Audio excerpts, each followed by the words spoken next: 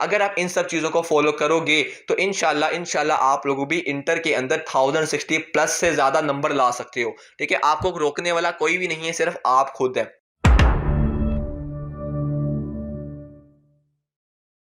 अस्सलाम वालेकुम दोस्तों, कैसे हैं आप सभी लोग। मेरा नाम फैज़ान तनवीर है। वेलकम करता हूं एक और वीडियो के अंदर। आज की इस वीडियो के अंदर मैं ब्रेक डाउन करने लगा हूं वो स्ट्रेटजीज जिनको फॉलो कर मैंने अपने इंटर के अंदर 1060 मार्क्स को अचीव किया। अब होता क्या है बेसिकली कि बच्चों के अगर 10th क्लास में जितने भी नंबर आए हैं ना, इंटर में बहुत कम होता है। ऑलमोस्ट 90% बच्चों के मैट्रिक से कम नंबर आते हैं इंटर के अंदर। लेकिन मैंने किन स्ट्रेटजीज को फॉलो किया कि मेरे मैट्रिक में 1052 मार्क्स थे और इंटर में कम होने की बजाय मेरे मार्क्स बढ़े और 1060 हुए। ठीक है, तो सारी स्ट्रेटजीज को मैं आप लोगों के साथ डिटेल में एक्सप्लेन करूंगा ताकि आप उनसे सीखें, उन मिस्टेक्स को ना करें और जो मैंने स्ट्रेटजीज को अपनाया उनको फॉलो करें और आप लोग भी 1060 प्लस मार्क्स लेकर आ सकते हो। इस वीडियो को बनाने का मोटिव मेरा बिल्कुल भी ये नहीं है कि आप लोगों को ऐलान करना कि मेरे 1060 मार्क्स आए हैं, तुम लोग लेकर दिखाओ ज़रा। मेरा मकसद है कि आप लोगों के भी इससे ज़्यादा नंबर आ पाए। ठीक है, तो वीडियो को आप लोगों ने काफ़ी हम्बल तरीके से देखना है और कंप्लीट वॉच करना है, क्योंकि इसमें काफ़ी डिटेल के साथ मैं लेकर चलूँगा आपको, स्टार्ट से, फर्स्ट ईयर के स्टार्ट से फिर सेकेंड ईयर के अंदर लेकर चलूँगा, ताकि मेरे इन 2 सालों का सम अप, अगर आप फर्स्ट ईयर के अंदर हैं तब भी आपको फ़ायदा हो, अगर आप सेकेंड ईयर के अंदर हैं तब भी आप उससे कुछ ना कुछ सीख सको। तो बढ़ते हैं सीधा वीडियो के अंदर। दोस्तों, किसी भी जर्नी का जो स्टार्ट होता है ना, वो हमेशा फेलियर्स के साथ होता है। आपको पहले दिन सक्सेस जो होती है वो नहीं मिल जाती। आप लोग जब तक फेलियर्स को नहीं देखोगे, आप लोग अपने कम नंबर्स को नहीं देखोगे, तब तक आप हाई नंबर अचीव नहीं कर सकते।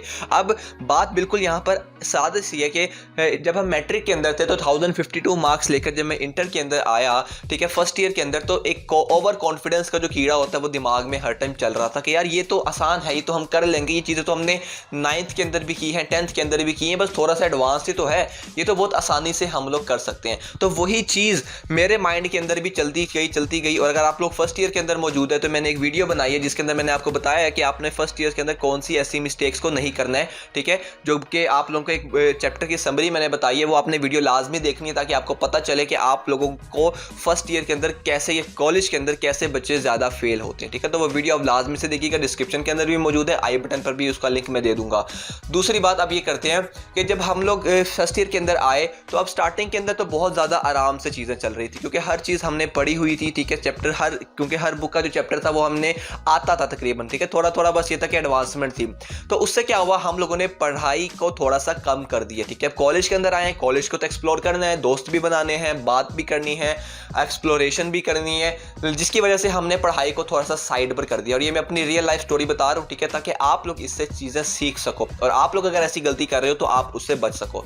तो हमने पढ़ाई को थोड़ा साइड पर कर दिया और हम लोग दूसरी एक्टिविटीज़ में इन्वॉल्व हो गए। अब दूसरी एक्टिविटीज़ से मुराद ये नहीं है कि किसी बैड हैबिट में चले गए, लेकिन मैं ज़्यादातर क्या करना स्टार्ट हो गया कि पढ़ाई को साइड पर कर मैं यूट्यूब को ज़्यादा एक्सप्लोर करना शुरू हो गया। उस टाइम तो मैंने चैनल भी बना लिया था, तो मैं इस चैनल के लिए भी वीडियोज़ को अपलोड करता होता था, तो जिसकी वजह से मेरा जो मेन फोकस जो कि पढ़ाई होना चाहिए था वो वहाँ से डाइविएट होकर मैं अदर एक्टिविटीज़ के अंदर मेरा जो रुझान था वो ज़्यादा बढ़ गया, जिसकी वजह से अब स्टार्टिंग के अंदर तो उसके इफेक्ट्स नज़र नहीं आए, लेकिन उसके आफ्टर इफेक्ट्स नज़र आए जब मेरे सेंड अप स्टार्ट हो गए। ठीक है, अब कॉलेज के अंदर क्या होता है कि आपके स्टार्टिंग के अंदर कुछ ज़्यादा टेस्ट वगैरह नहीं होते, आपका सिलेबस कंप्लीट करवाया जाता है। सेंटर के अंदर आपके मिड टर्म्स और सेंड अप्स एग्जाम्स होते हैं। ठीक है, उन एग्जाम्स के अंदर जो बच्चा अच्छा परफॉर्म करता है उसका दाखिला आगे भेजते हैं, जिसका अच्छा परफॉर्म नहीं करता है, ठीक है, उसको थोड़ी सी वार्निंग वगैरह दी जाती है। तो अब स्टार्टिंग के अंदर जो टेस्ट होते थे हमारे, अब टेस्ट के अंदर कुछ टेस्ट के अंदर अच्छे नंबर आ जाते थे, लेकिन कुछ टेस्ट के अंदर ऐसा भी हुआ है। ठीक है, अगर मैं आपको बताऊं कि अगर आपका फॉर एग्जांपल हमारे पास यहाँ पे 20 मार्क्स अगर टेस्ट है, ठीक है, 20 मार्क्स अगर हमारे पास यहाँ पर, इसको मैं चेंज कर दूं ज़रा,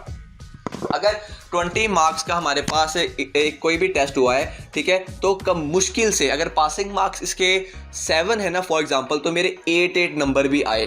ठीक है, अब ये चीज़ें मैंने किसी को बताई तो नहीं है, लेकिन ऐसा रियलिटी है, आप लोगों को भी इस चीज़ को फेस करना पड़ेगा कि बहुत मुश्किलों से, अल्लाह का शुक्र है कि मैं फेल किसी सब्जेक्ट में नहीं हुआ, लेकिन बहुत मरतबा ऐसा हुआ है कि बिल्कुल फेल होने के करीब था कि बस हाथ लगा के वापस आ जाता था। ठीक है, मतलब पासिंग मार्क्स, कुछ में तो मैंने कंप्लीट पूरे नंबर भी लिए किए हैं, लेकिन वो ये चीज़ें मैं आपको इसलिए बता रहा हूँ, ठीक है, ताकि आप लोगों का एक तो रिदम बने स्टार्ट के में आपको चीज़ों का फेस करना पड़ेगा। अब लोग क्या करते हैं, वो सिर्फ उसकी पॉजिटिव साइड बताते हैं इंटर की, कि इंटर में ये हो जाता है, इंटर में वो हो जाता है, ठीक है, इतने नंबर आ जाते हैं, लेकिन कोई उसकी डार्क साइड नहीं बताता कि यार आपको फेलियर्स का सामना करना पड़ेगा स्टार्टिंग के अंदर, ठीक है। तो आप लोगों में से जो बच्चे जो टॉपर्स हैं, ठीक है, अगर उनके भी नंबर कम आ रहे हैं तो उन्होंने डिप्रेशन में नहीं जाना है, क्योंकि स्टार्टिंग में अगर आपके नंबर कम आते हैं और आपको मतलब ये कहा जाता है कि आपने अच्छे एग्जाम्स नहीं दिए तो आपको उसका फेलियर का सामना करना पड़ता है। और जब आप क्लास के टॉपर हो और आप किसी ऐसे सेक्शन में बैठे हुए हो जहाँ पर सारे ही 1000+ मार्क्स वाले बच्चे हैं और आपकी स्कॉलरशिप डिपेंड कर रही हो आपके मार्क्स पे,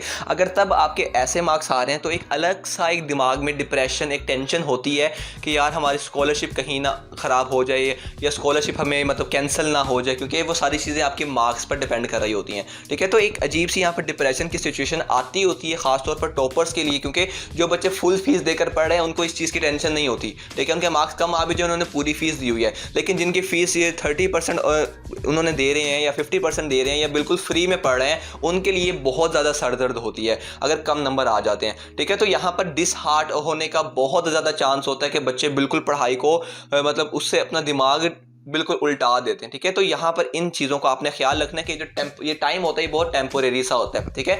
अगर आप स्टार्टिंग के अंदर क्योंकि सेटल डाउन होने में टाइम लगता है, लेकिन अगर आप लोग, जब मैं बातें आपको बताने लगा हूँ, अगर आप उनको फॉलो करते जाओगे तो आपको ये सेटल होने में जल्दी आपका टाइम जल्दी हो जाएगा, ठीक है, आपको देर नहीं लगेगी, ठीक है। तो अब हम मेन टॉपिक की तरफ आते हैं। ये चीज़ें तो थी ताकि आपको थोड़ी सी रियलिटी के बारे में पता चल सके और पता चले कि इंटर कोई मजाक की बात नहीं है, ठीक है। अगर आप लोग उसको सीरियस नहीं लोगे तो वो आपको सीरियस नहीं लेगा, ठीक है। तो अब हम बात करते हैं कि अब सबसे पहली चीज़ जो कि मैंने इंटर के अंदर फेस की, ठीक है, जिसकी वजह से मेरे कम नंबर आते थे, ठीक है, उसकी एक बड़ी वजह थी कि मैंने चीज़ों को रट्टा लगाने की कोशिश की। अब मेरा ये सीन था कि मैं 9th क्लास और 10th क्लास के अंदर मैंने ज़्यादा चीज़ों को रट्टा नहीं लगाया, मैंने ज़्यादा चीज़ें समझी, बाद में उसको याद किया।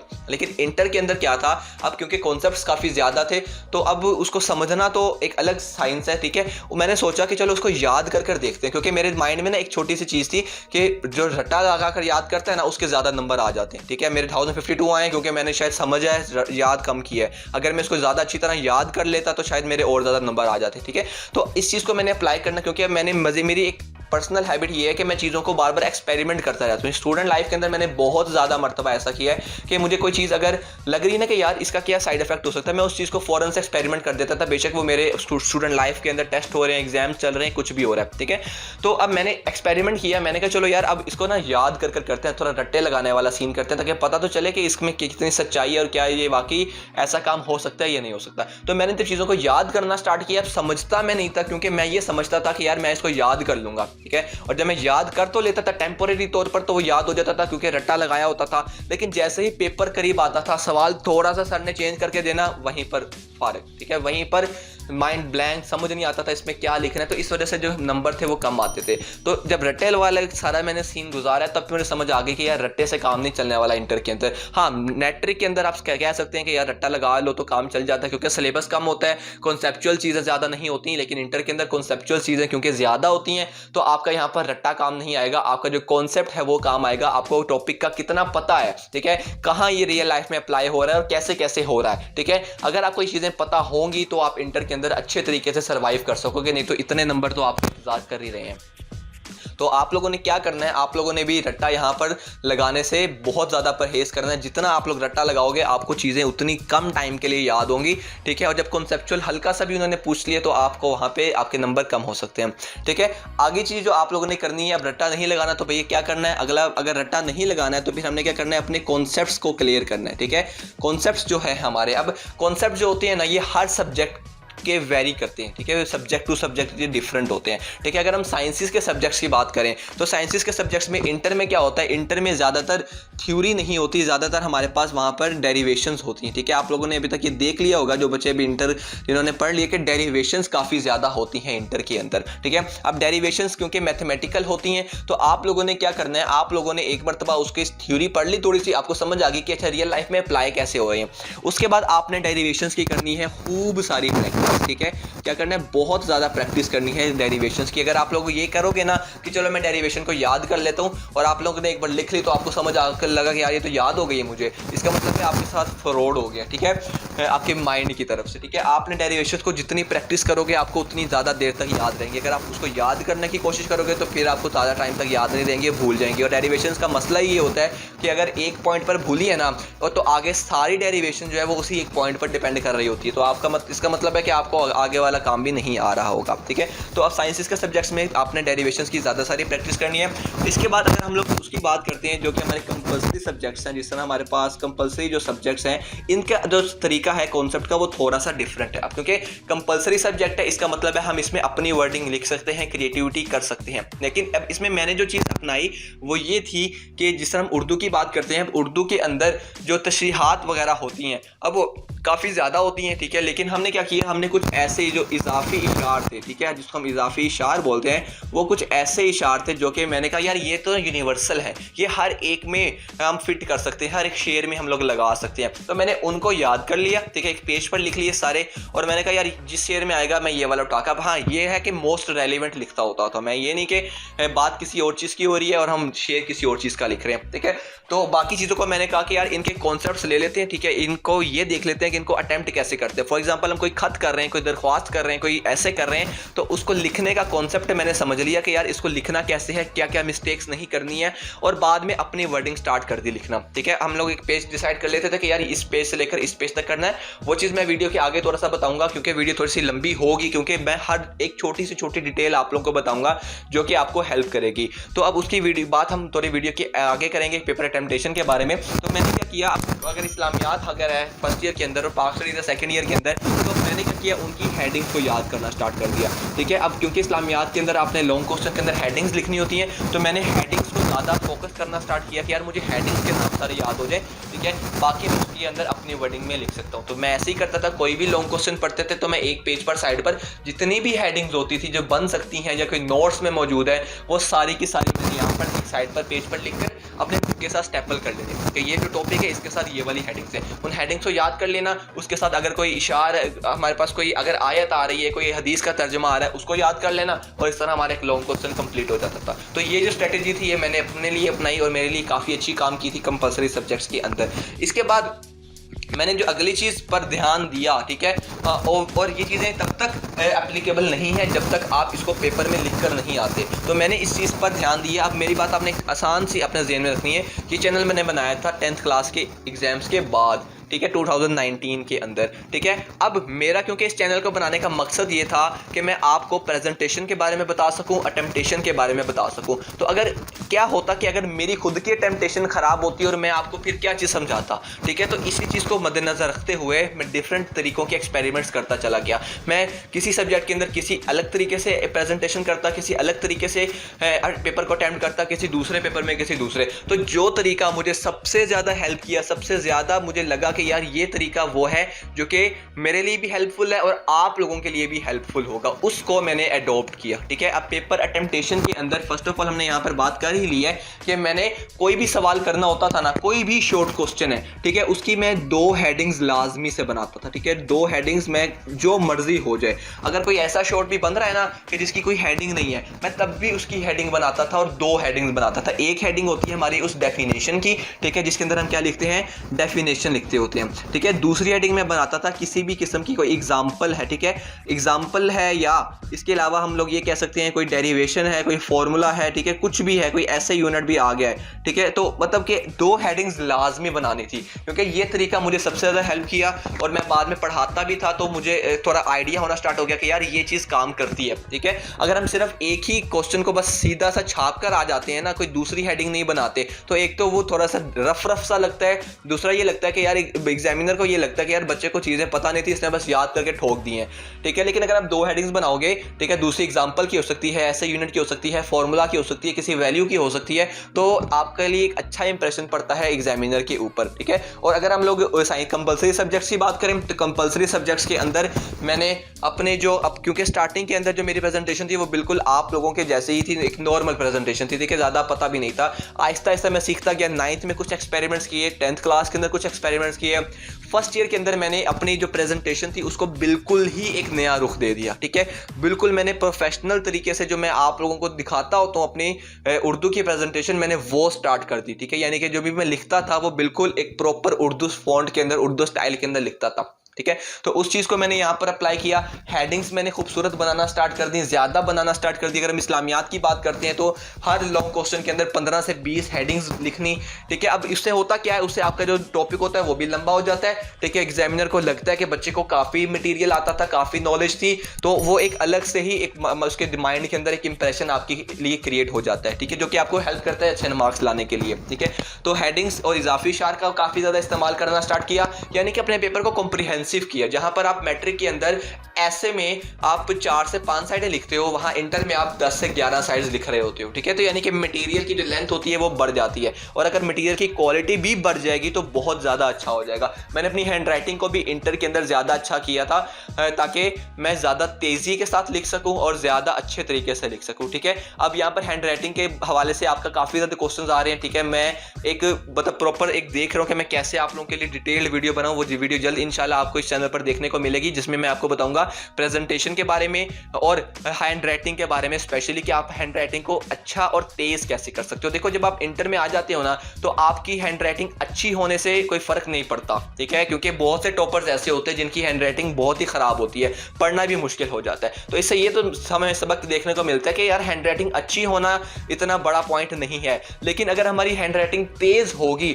ठीक है, हमारी हैंड राइटिंग की स्पीड ज्यादा होगी, तो वो ज्यादा चीजें मैटर करेंगी। डिपेंड करता है कि एक बच्चा एक लाइन में कितनी चीजें लिख रहा है, एक बंदा कितनी चीजें लिख रहा है, ठीक है। तो जो बच्चा ज्यादा तेजी में लिख पाएगा उसकी वैल्यू ज्यादा होगी, उसकी डिमांड, क्योंकि वो पेपर जल्दी अटेम्प्ट कर पाएगा, ज्यादा कॉम्प्रिहेंसिव कर पाएगा, ज्यादा लंबा कर पाएगा। तो आपने अपनी हैंड राइटिंग को अच्छे करने पर थोड़ा कम ध्यान देना है, तेज करने पर बहुत ज्यादा ध्यान देना, ठीक है। जो भी बच्चा मुझसे हैंड राइटिंग के बारे में कुछ भी पूछता है एकेडमी के अंदर भी, तो मैं उसे सिर्फ एक बात कहता हूं कि आप उस स्पीड से लिखो कि आप इतना स्पीड से लिखो कि आपका जो वर्ड है वो भी समझ आए, ठीक है, आपको भी समझ आए, एग्जामिनर को भी समझ आए, और आपकी राइटिंग खराब ना हो। इतनी मैक्सिमम स्पीड आप लोगों ने लिखनी है, ठीक है, और दिन ब दिन उसको बढ़ाते जाना है कि आप स्पीड में तो लिखो, लेकिन इतना स्पीड में लिखो कि आपके जो वर्ड्स हैं वो पढ़े जाएं, अच्छे तरीके से समझ आए। और बाकी अगर आपकी राइटिंग खराब भी है, लेकिन अगर आपको प्रेजेंटेशन अच्छी तरीके से आती है, अपने पेपर को प्रेजेंट करना आता है, ठीक है, तो आप लोगों को यहाँ पर बचत हो जाती है। आपकी हैंड राइटिंग एक साइड पर आपको कवर अप कर देती है आपकी प्रेजेंटेशन। यानी कि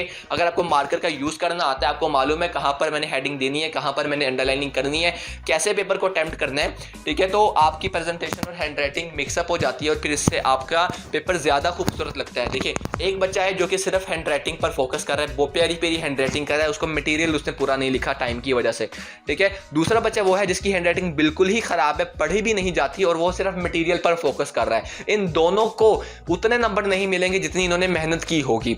लेकिन अगर एक ऐसा बच्चा जो कि हैंड राइटिंग भी एक नॉर्मल तरीके की करे और उसकी स्पीड भी बढ़ा दे और कंटेंट भी बढ़ा दे, ठीक है, अगर ये दोनों को पावरफुल चीजों को आपस में मिलाकर एक नई चीज प्रोड्यूस करेगा, उसकी ज्यादा वर्थ होगी, उसके ज्यादा नंबर आएंगे, उसकी वैल्यू भी ज्यादा होगी, क्योंकि उसने दो प्रॉब्लम्स का सॉल्यूशन निकालकर आपके आगे एग्जामिनर के सामने रखा है, ठीक है। तो इस चीज को अंडर एस्टिमेट नहीं करना है। आपकी हैंड राइटिंग स्पीड भी तेज होनी चाहिए, आपकी प्रेजेंटेशन का जो स्किल है वो भी तेज होनी चाहिए, और मेरा तो पूरा चैनल प्रेजेंटेशन पर बेस करता है। तो आप लोग मेरी वीडियोस देख सकते हैं प्रेजेंटेशन की। उसके लिए आप लोग और मजीद अगर वीडियोस देखना चाहते हैं तो आप लोग इस चैनल को सब्सक्राइब करें, साथ बेल आइकन को ऑल पर क्लिक करें, ताकि आपको एजुकेशन से रिलेटेड, प्रीमियम एजुकेशन से रिलेटेड वीडियोस मिल सके।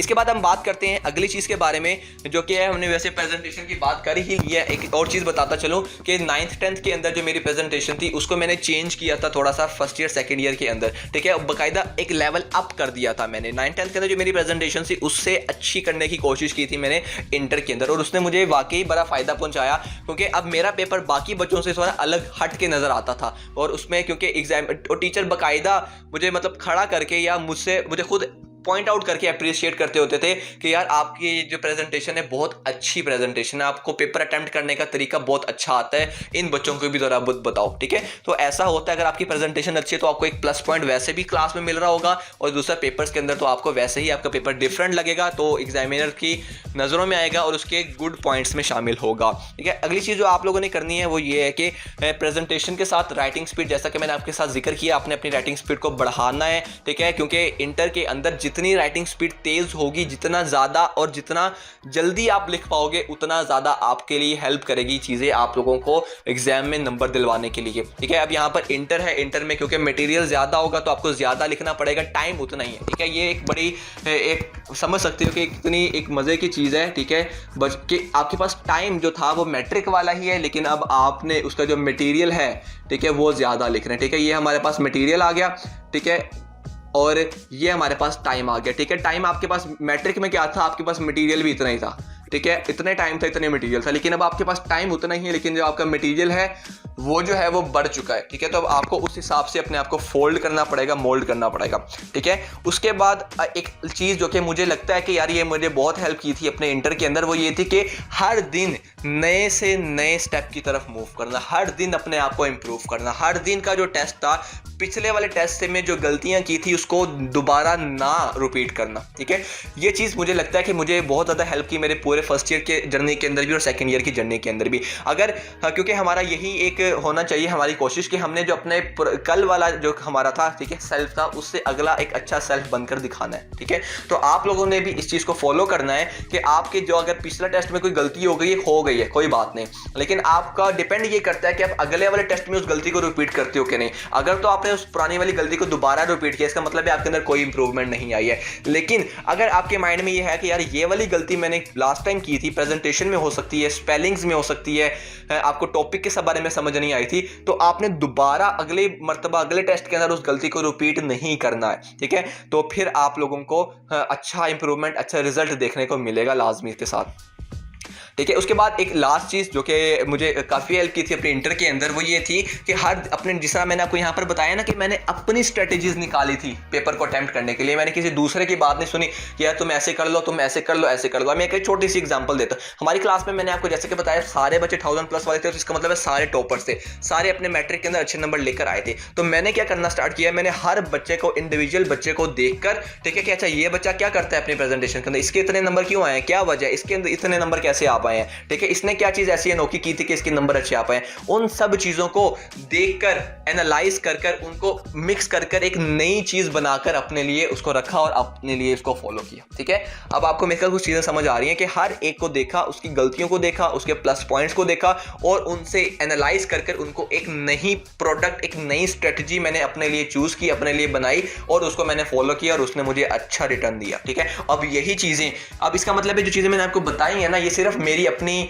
तरफ से तैयार करता नहीं है, ये उन काफ़ी ज़्यादा, ठीक है, ऑलमोस्ट हमारी क्लास में 45% बच्चे पढ़ते थे, ठीक है, जो कि 1000+ वाले बच्चे थे। उन सब के जो मेहनत का, उन सब के नंबरों का, उन सब की अलग अलग स्ट्रेटेजीज का निचोड़ मैंने आप लोगों को यहाँ पर दे दिए। ठीक है, जो कि मैंने फॉलो करना तक कर लिया। ठीक है, इंटर के बाद अब इन चीज़ों का कोई नहीं है। अब हम यूनिवर्सिटी के अंदर हमें प्रेजेंटेशन से कोई लेना देना नहीं है, हमें हैंड राइटिंग से कोई लेना देना नहीं है, क्योंकि अब उसके बारे में कोई पूछता नहीं है, हमें उसकी ज़रूरत नहीं पड़ती।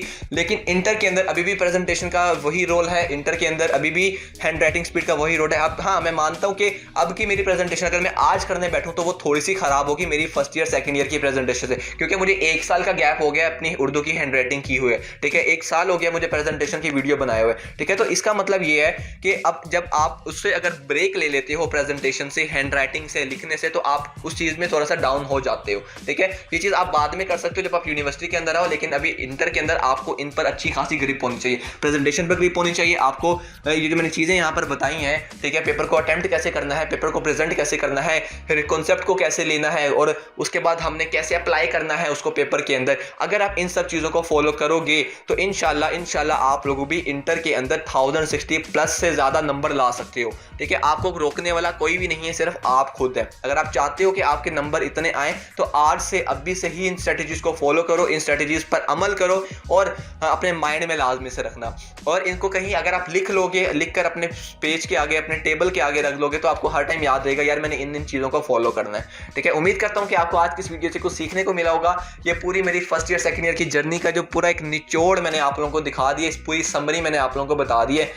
अपना बहुत सा ख्याल रखें, मिलते हैं अगली वीडियो के अंदर। तब तक के लिए सी या टेक केयर, बहुत ख्याल रखें। वीडियो पसंद आई हो तो वाकई इसको लाइक कीजिएगा, साथ चैनल को सब्सक्राइब करके बेल आइकन को ऑल पर क्लिक कीजिएगा ताकि मैं आप लोगों के लिए आपकी हेल्पफुल वीडियोस, एजुकेशन वीडियोस बना सकूं। इसके साथ दोस्तों के साथ शेयर कीजिएगा। नीचे व्हाट्सएप का लिंक मौजूद है, वहां जाकर मुझे पर्सनल मैसेज भी कर सकते हैं। मैं आपकी हर मैसेज का जवाब देने की पूरी कोशिश करूंगा। अपना बहुत सा ख्याल रखें। अल्लाह हाफिज़।